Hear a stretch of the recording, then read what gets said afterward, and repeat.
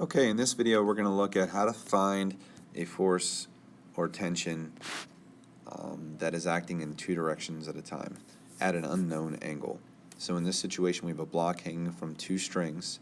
We know the tension on the left hand side for T2 and the direction of T2 is 50 degrees between that horizontal line and the rope itself. So the angle between here and here is tension is 8, angle is 50 degrees. We want to figure out what the tension is in this rope right here and at what direction is it pointing.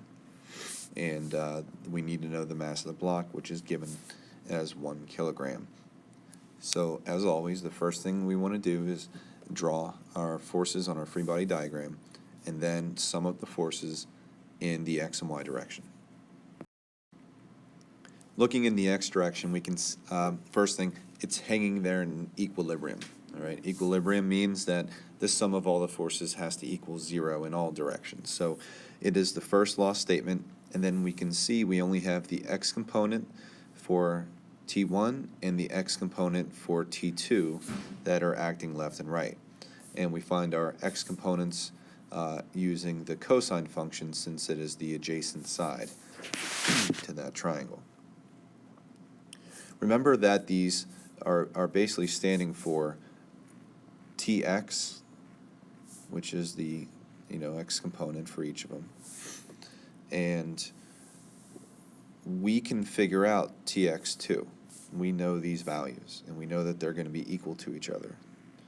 So T1 cosine of theta has to be equal to T2 cosine of theta, and since we know, don't need that. Since we know the values for T2, we can just plug them in. So we get T1 cosine of theta 1 is equal to 8 newtons times the cosine of 50, where we just want to use our calculator now. Cosine of 50 is 0.64 times 8 gives us 5.14. All right. And remember that this is the x component for T1. So T1x is equal to 5.14. So we have 5.14 newtons acting this way and 14 newtons acting this way. All right, so now let's handle the y direction. Again, it's in equilibrium, so the sum of all the forces in the y should also equal 0.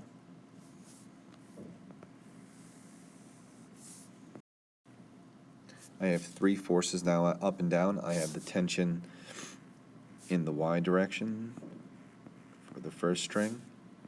I also have the tension in the second string, but in the y direction. They're both going up, so they're going to add, right? So I have this component going up and this component going up as well. But then we have the mass and gravity going down.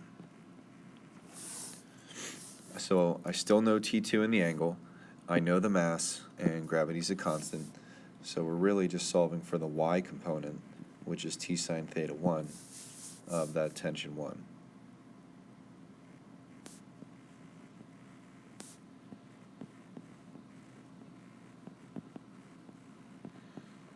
Keep forgetting the subscript, right? And it should make sense that the y component of T1 should be this much less than the gravity, since the sum of the two ups have to equal the total down, since it's adding up to be 0. All right, so now we just plug in everything we know over here. Okay, just using the calculator, I got those values. And remember that this is the y component of tension 1. So subtracting those, we get 3.67. So I'll just round it up to 7.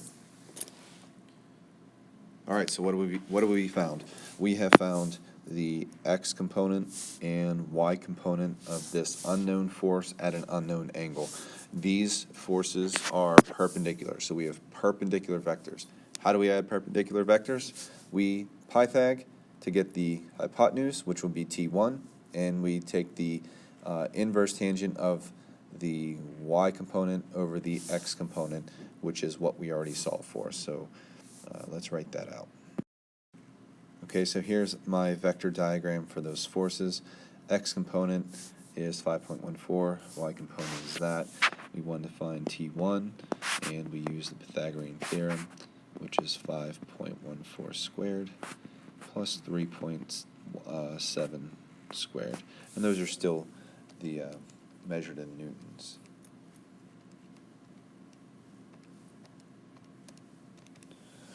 And we get that the tension in the first line is 6.3 newtons total. And make note that it is larger than both sides of the triangle. So we're almost done. We still have to figure out what the direction is that's going to be pointing. So we take the inverse tangent of the y value over the x value.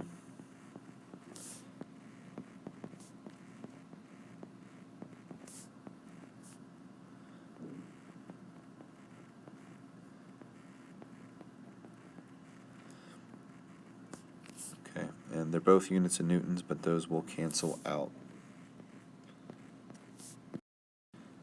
And we get an answer of 35.7 degrees. And the nice thing is that is in the first quadrant, so we don't have to do anything else with the angle.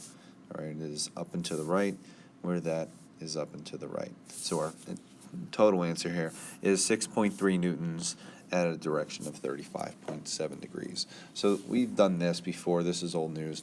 It's just putting it back together with forces.